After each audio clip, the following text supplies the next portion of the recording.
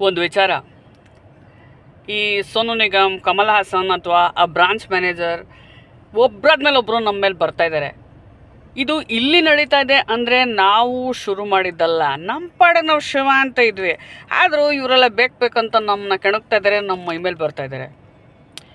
ಅದಕ್ಕೆ ನಾವೇನು ಮಾಡಬೇಕು ಅಂತಂದರೆ, ಆದಷ್ಟು ಇಂಗ್ಲೀಷ್ ಬರೋರು, ನಿಮ್ಮಲ್ಲಿ ಯಾರು ಇಂಗ್ಲೀಷ್ ಚೆನ್ನಾಗಿ ಬರುತ್ತೆ ಅಥವಾ ಹಿಂದಿ ಚೆನ್ನಾಗಿ ಬರೋರು, ಆದಷ್ಟು ಪೋಸ್ಟ್ಗಳು ವಿಡಿಯೋಗಳನ್ನ ಇಂಗ್ಲೀಷಲ್ಲಿ ಮಾಡೋಕ್ಕೆ. ಯಾಕೆಂದರೆ ಕನ್ನಡದಲ್ಲಿ ಮಾಡ್ಬೋದು. ಕನ್ನಡದಲ್ಲಿ ಮಾಡಿದ್ರೆ ಏನಾಗುತ್ತೆ, ನನಗೆ ನೀನು, ನಿನಗೆ ನಾನು, ನೀನು ಹೇಳಿದ್ದು ನನಗೆ ಅರ್ಥ ಆಗತ್ತೆ, ನಾನು ಹೇಳಿದ್ದು ನಿನಗೆ ಅರ್ಥ ಆಗತ್ತೆ. ಆದರೆ ಅವ್ರಿಗೆ ಅರ್ಥ ಮಾಡಿಸೋದು ಹಿಂಗೆ.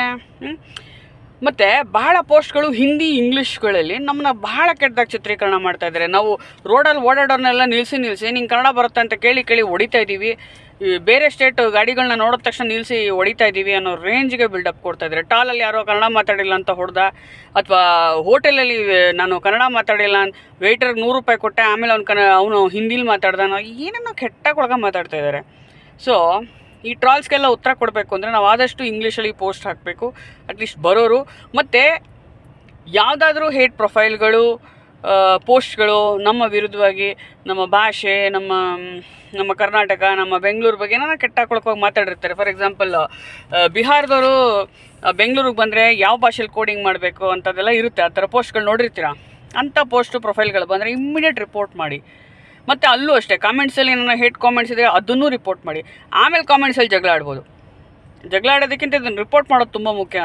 ನಾವು ರಿಪೋರ್ಟ್ ಮಾಡಿದಾಗ ಆ ಪೋಸ್ಟು ಎಂಗೇಜ್ಮೆಂಟ್ ಕಮ್ಮಿ ಆಗ್ತಾ ಹೋಗುತ್ತೆ ಆಲ್ಗರಿದಮಲ್ಲಿ, ಆಯಿತಾ. ಮತ್ತು ಬೇರೆ ಕಂಟೆಂಟ್ ಕ್ರಿಯೇಟರ್ಗಳು ಸ್ಟ್ರೀಟಲ್ಲಿ ರೋಡಲ್ಲಿ ಹೋಗೋರ್ನೆಲ್ಲ ಮಾತಾಡಿಸ್ತಿರಲ್ಲ, ಯಾವ್ಯಾವುದೋ ಬೇಡದಿರೋ ವಿಚಾರಕ್ಕೆ. ಯಾವುದಾದ್ರೂ ಹುಡುಗಿನ ನಿಲ್ಲಿಸ್ಬಿಟ್ಟು ನಿನಗೆ ಎಷ್ಟು ಸಂಬಳ ಬರೋ ಗಂಡನ ಮದುವೆ ಆಗ್ತೀಯ ಅಂತ, ಅವಳೇನಾದರೂ 1 ಲಕ್ಷ ಅಂತ ಹೇಳಿಬಿಟ್ರೆ ಮುಗೀತು, ಅವಳನ್ನ ಟ್ರಯಲ್ ಮಾಡ್ತಿರಲ್ಲ.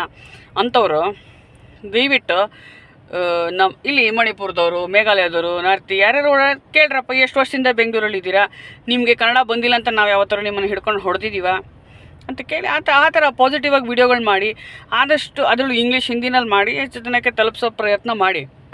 ಇವೆಲ್ಲ ನಾವು ಯಾಕೆ ಮಾಡಬೇಕು ಅಂತ ಕೇಳಬೇಡಿ. ಏನೋ ಕೆಟ್ಟ ಮಾತಾಡೋರು, ಮೈ ತೋರಿಸ್ಕೊಂಡು ವೀಡಿಯೋ ಮಾಡೋರಿಗೆಲ್ಲ ಮಿಲಿಯನ್ ವ್ಯೂಸ್ ಕೊಡ್ತೀರಾ, ಅದಕ್ಕೆ ಎಷ್ಟೊಂದು ಲೈಕ್ಸ್ ಕೊಡ್ತೀರಾ. ಮತ್ತು ಇದನ್ನ ನೋಡೋಕ್ಕೆ ನನ್ನ ಕಣ್ಣು ದೇವ್ರು ಕಿತ್ಕೋಬಾರ್ದ, ಸೂರ್ಯವಂಶದ ಗಸಗಸೆ ಪಾಯಸ ಕೊಡು ಅಂತೆಲ್ಲ ಕೇಳ್ತೀರಾ. ಅದೆಲ್ಲ ಅಂತ ನೋಡಿ, ನಿಮಗೆಲ್ಲ ಇಂಥ ಒಳ್ಳೆ ಆಪರ್ಚುನಿಟಿ. ಇವಾಗ ನೀವು ಬದುಕಿರೋದೇ ಇಂಥ ಕೆಲಸ ಮಾಡೋಕ್ಕೋಸ್ಕರ. ಕನ್ನಡಕ್ಕೋಸ್ಕರ ಅಷ್ಟು ಮಾಡೋಕ್ಕಾಗಲ್ವ ನಾವು? ನಾವ್ಯಾವುದು ಇದನ್ನು ಶುರು ಮಾಡಿಲ್ಲ. ಇವಾಗ ನಮ್ಮ ಮೈ ಮೇಲೆ ಬರ್ತಾಯಿದೆ ಅಂದರೆ ಇದಕ್ಕೆ ಉತ್ತರ ಕೊಡೋದು ನಮ್ಮ ಜವಾಬ್ದಾರಿ ಅಂತ ನನಗನ್ನಿಸ್ತಾ ಇದೆ. ಕೊಡ್ತೀರಾ ಅಂತ ಅಂದ್ಕೊಂಡಿದ್ದೀನಿ. ಜೈ ಭುವನೇಶ್ವರ್.